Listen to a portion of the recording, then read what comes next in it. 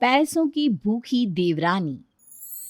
ऋषि ने 6 महीने पहले ही अपने कॉलेज की पढ़ाई पूरी कर ली है और अब उसकी शादी की उम्र हो गई है।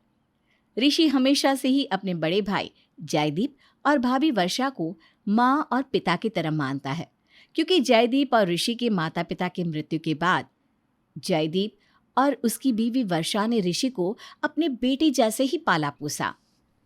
ये लो ऋषि, गर्मा गर्म पराठे, और थोड़ा ठहर कर खाना, वरना हाथ और मुंह दोनों चल जाएंगे। फिर ऊ आ करोगे और पूरे घर को किसी छोटे बच्चे की तरह अपने सर पर उठा लोगे। थैंक यू वर्षा भाभी। आप सच में ना मेरी माँ की तरह ही ख्याल रखती हो। मैं अपने आप को बहुत भाग्यवान समझता हूँ कि मुझे आप जैसी भाभी माँ मिली है। सब ठीक चल रहा था, लेकिन एक दिन अचानक से ऋषि पीपलिका नाम की एक लड़की के साथ शादी करके गले में वरमाला पहनकर उसे घर ले आता है। चौखट पर पीपलिका और ऋषि को देखकर वर्षा और जयदीप एकदम से चौंक जाते हैं। ऋषि, ये सब क्या है? ये लड़की कौन है? और तुम दोनों के गले में ये वरमाला? कहीं तुम दोनों ने शादी तो नहीं कर ली? हाँ जयदीप भैया, मैंने और पिपलिका ने शादी कर ली है। आई एम सॉरी, मैंने आप दोनों को ये सब नहीं बताया और सीधा पिपलिका से शादी कर ली। लेकिन हालात ही कुछ ऐसे हो गए थे कि मुझे ये कदम उठाना पड़ा। मेरे पापा मेरी एक शराबी और बुरे आदमी से शादी करा रहे थे, जबकि ऋषि और मैं एक दूसरे को ऑनलाइन सोशल मीडिया से जानते हैं। हम दोनों पिछले 2 महीने से एक दूसरे को मिल रहे हैं, लेकिन अब बात हद के बाहर हो गई थी और इसलिए ऋषि मुझे उस पिंजरे से निकाल कर यहाँ लाए। हम दोनों ने मंदिर में ही शादी कर ली, इससे पहले कि कोई हमें पकड़े और मेरी शादी इस मनहूस आदमी से कराए। हमें ये कदम उठाना पड़ा। वर्षा और जयदीप दोनों को भी काफी बुरा लगता है और वो दोनों बहुत गुस्सा भी हो जाते हैं। चाहे जो भी हो, एक बार एक फोन कॉल के जरिए ही हमें बता देता। लेकिन नहीं, तेरे लिए हम कहाँ इतने मायने रखते हैं। ये तुमने बहुत गलत किया ऋषि, तुमसे ये एक्सपेक्टेड नहीं था। आई एम सॉरी भैया भाभी, प्लीज़ प्लीज़ मुझे माफ़ कर दीजिए। सिचुएशंस ही ऐसी डेवलप हो रही थी कि जल्दबाजी में मुझे शादी करनी पड़ी। आई होप आप दोनों मेरी बात और मेरी फीलिंग्स को समझ रहे हो। मैं आप दोनों के सामने हाथ जोड़ता हूँ, please. I am sorry from the bottom of my heart. अरे बस कर पगले, हाथ वाथ मत जोड़ियो। वर्षा और जयदीप दोनों ऋषि को गले से लगाते हैं और पिपलिका और ऋषि को आशीर्वाद देते हैं। पहले पहले तो पिपलिका सबके सामने बहुत अच्छी बनती है, लेकिन पिपलिका तो घर में कुछ और ही मंसूबों के साथ आई थी। इन्हें क्या लगा कि मैं हाय बेचारी हूँ? ऐसा कुछ भी नहीं है। ऑनलाइन चैट से ही मैंने ऋषि को उल्लू बनाया और इस घर में प्रवेश किया। अब देखना ये देवरानी कैसे अपने जेठ जिठानी और पति को कंगाल करके दम लेती है।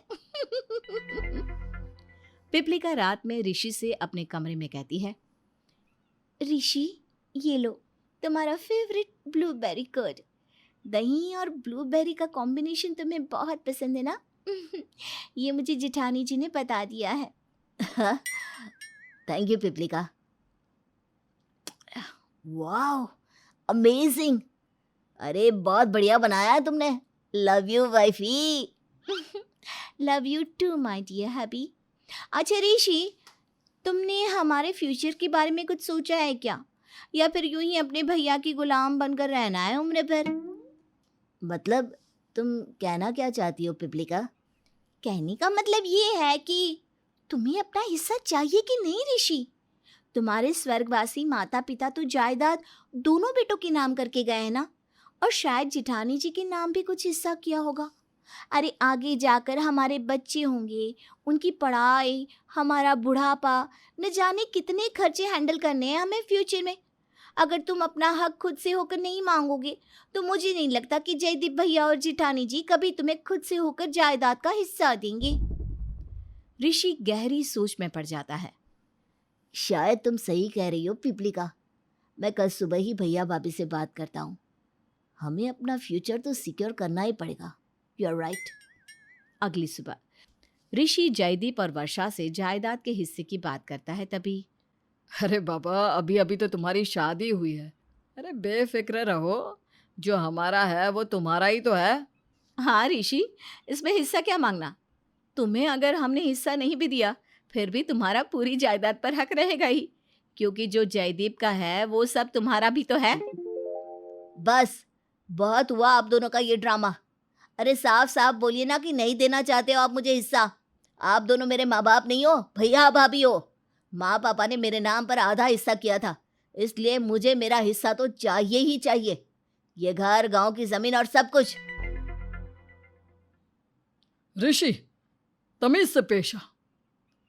इस बात को तू सही ढंग से भी तो बोल सकता है। गुस्सा करना मुझे भी आता है, लेकिन तुझ पर मैं कभी गुस्सा नहीं करता। ओ प्लीज भैया, आप दोनों तो चुप ही रहिए। आप दोनों के असली रंग आज दिख ही गए मुझे।